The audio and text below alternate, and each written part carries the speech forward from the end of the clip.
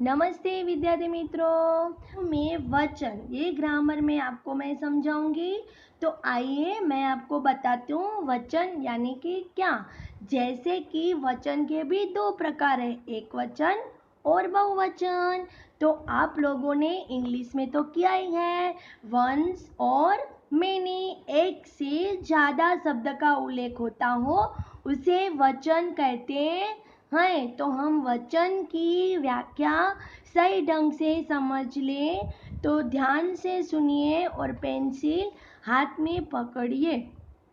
इसमें लिखा हुआ है, शब्दों के जिस रूप से वस्तुओं आदि की संख्या का बोध हो उसे वचन कहते हैं। एक से ज़्यादा शब्द का उल्लेख होता हो उसे बहुवचन कहते हैं। और एक वचन किसे कहता है, जिसमें एक ही वस्तु का उल्लेख किया गया हो। जैसे मैं अपने रूप से आपको बताती हूँ, जैसे कि मेरे पास एक पेंसिल है तो यहाँ पे एक का उल्लेख है, अभी मुझे उसको बहुवचन बताना है तो मेरे पास बहुत सारी पेंसिल है।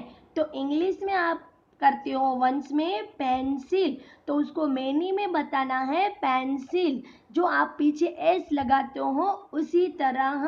तो हमें हिंदी में दो प्रवचन है, एक वचन और बहुवचन। यहाँ पे आपको ऐसे लिखा होगा टेस्ट में हेडलाइंस के एक वचन का बहुवचन कीजिए।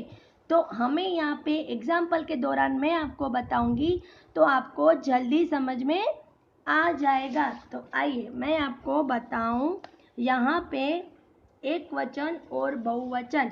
जैसे कि शब्द के जिस रूप से वस्तु को एक होने का पता चलता है उसे एक वचन कहते हैं। जैसे मैंने अभी आपको मौखिक समझाया ऐसे।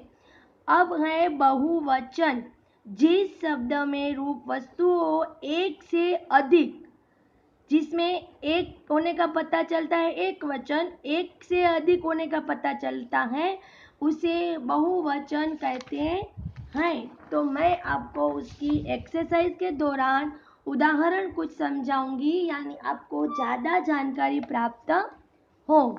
जैसे कि एक वचन में लिखा होगा पुस्तक, तो बहुवचन करना है उसका, तो पुस्तक के। बात तो बातें, रात रातें, आँख आँखें, सड़क सड़कें, बहन बहनें, भैंस भैंसें, मेज मेजें।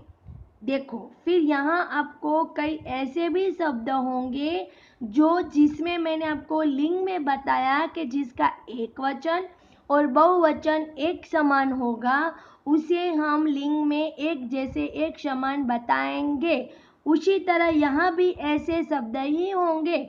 जैसे डॉक्टर है तो डॉक्टर ही रहेगा, डॉक्टरीन नहीं होगा।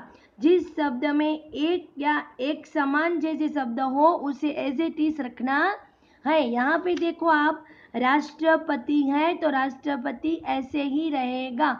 कोई एक समान जैसे शब्द होंगे, आपको अंदाजा लग जाएगा जब आप एक्सरसाइज की प्रैक्टिस करोगे।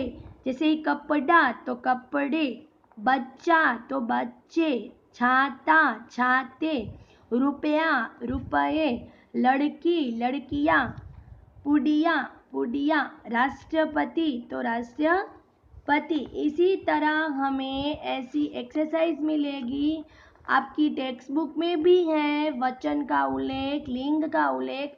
तो मैं टेक्स्ट बुक के दौरान इसकी एक्सरसाइज आपको दूंगी। आप नोट में अच्छा रहेगा कि अगर उसका ग्रामर का भाग अलग कर दोगे तो आपको जल्दी उसको देखने में दिक्कत नहीं होगी। तो अगर आप नोट में बनाते हो तो उसका पाठ कर दो पीछे ग्रामर विभाग, यानी आपको व्याकरण देखना हो तो सही ढंग से देख सको, उसकी व्याख्या लिख सको। तो मैं इसी दौरान आपको एक्सरसाइज भेजूंगी कि आप नोट में उसकी व्याख्या और फिर उसकी एक्सरसाइज स्टार्ट करोगे। Thank you students.